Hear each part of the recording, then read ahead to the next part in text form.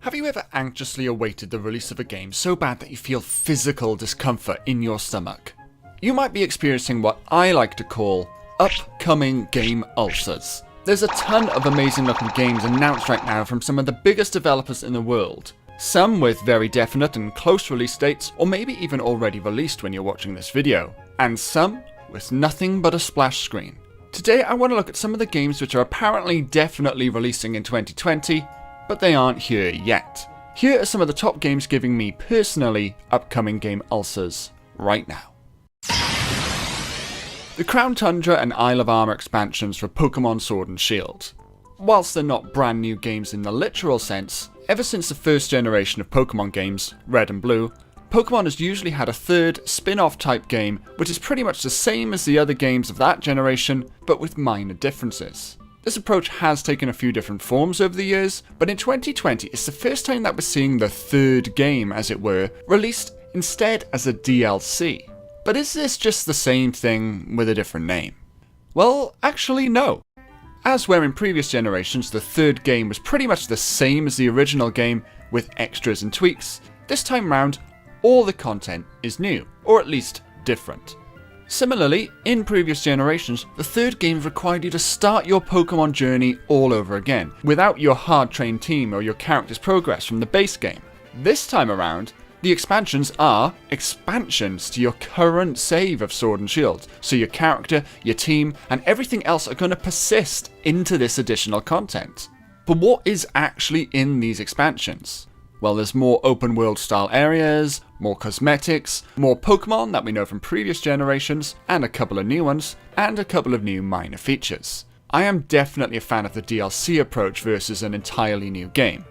Whilst I do agree with most of the criticisms that have been levied at Sword and Shield, I still enjoyed the Pokemon experience. That being said, I didn't enjoy it enough to want to already play through the whole game again just to experience a few little extras. But given that I don't have to, I'm looking forward to continuing my adventure. All I hope is that this UK-inspired region of Galar finally has an explicit reference to Wales, at least one more blatant than the existence of a sheep.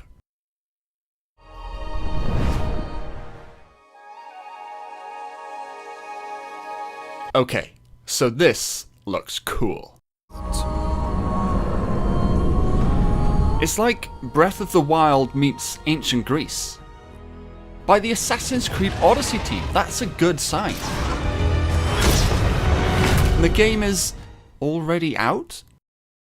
I would love to tell you more about Gods and Monsters, but other than this trailer and a splash page, there's no public information available other than this deeply hidden article on a since deleted Ubisoft press page saying that the game, amongst others, is delayed until sometime 2020 to 21. So at least that means it's still coming soon-ish.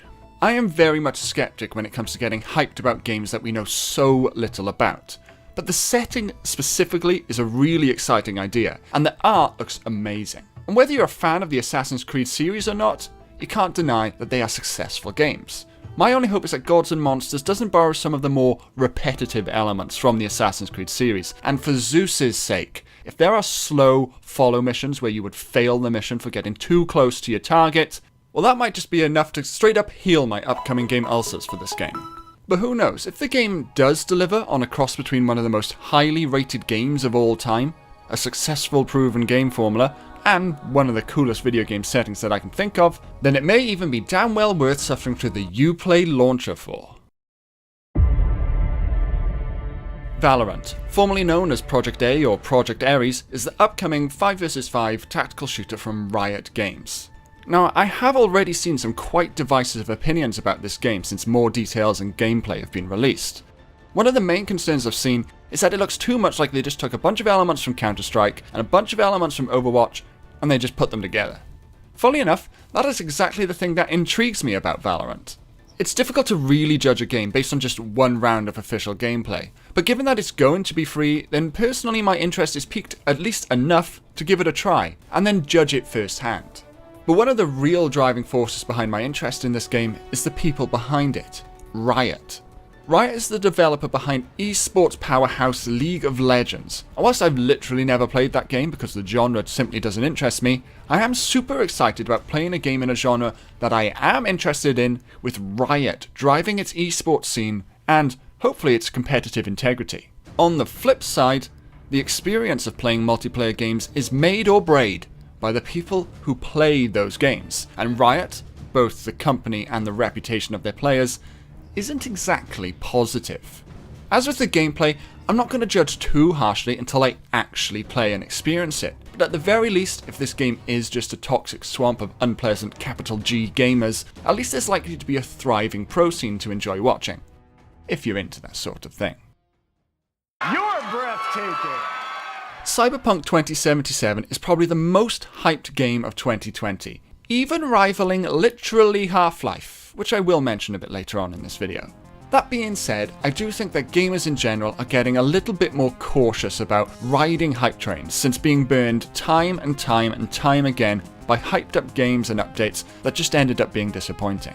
But Cyberpunk? Cyberpunk is made by Do No Wrong studio CD Projekt Red, creators of the internet's most universally applauded game The Witcher 3. And Cyberpunk also features Reddit's favourite nice guy, and I don't mean this kind of nice guy, I mean like he's a guy who is nice. Keanu Reeves. And to put it in as simple terms as possible, Cyberpunk's aesthetic is cool. Even though there are plenty more specific gameplay details than that which have been released, I'm confident that we could still know nothing more than these three attributes, and the hype that exists right now will probably be pretty much the same. The game was originally due to be released in March, alongside a few other hot games including Doom, Half-Life Alyx, and the biggest competition of all, Animal Crossing. In all seriousness, Animal Crossing is an awesome series. It's just so funny to me for some reason seeing all these grisly, dark video game worlds and comparing them to Tom Ruddy Nook and his tweed sweater vest. Cyberpunk, however, was delayed until September, with the developers citing that more time was required for playtesting, fixing and polishing. Whilst it's obviously disappointing to see a game that you're looking forward to be delayed, I feel like in recent times, people have a growing respect for developers delaying their games, especially after the aforementioned catastrophic messes when hype trains have crashed and derailed. Besides, the game's original teaser trailer dropped 7 years ago, so a few more months waiting for what could realistically be one of the richest RPGs ever released, I'm sure the hype train can stay on the tracks, at least until then. There can be only one! So what could this random internet nerd possibly be more excited about than AAA mega hype machine Cyberpunk? Well, a game doesn't need a huge budget or a huge development team behind it to be a good game. A good idea with a tidy execution can be just as enjoyable experience as any. And in fact, out of every game that I played in 2019, from AAAs to 30-minute free games and everything in between, my two favourites were Supraland and A Short Hike, both pretty much as indie games get. So long story short, the game I am personally most excited about this year is Eastbound.